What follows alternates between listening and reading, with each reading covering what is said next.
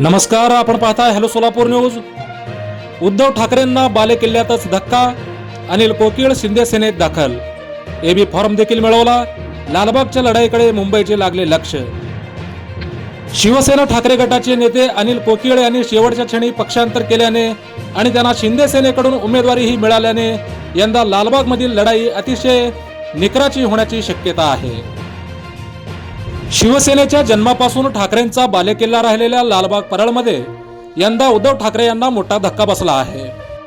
माजी नगरसेवक अनिल कोकीळ यांनी मंगळवारी दुपारी एकनाथ शिंदे यांच्या शिवसेना पक्षात जाहीर प्रवेश केला।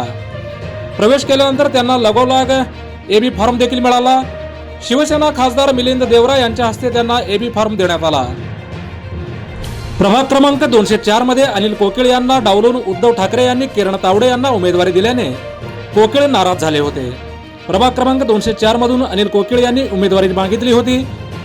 सुरुवातीच्या काळात त्यांच्या नावाची चर्चा देखील होती, परंतु ऐनवेळी कोकीळ यांच्या नावावर फुली मारून यांनी किरण तावडे यांना उमेदवारी दिली।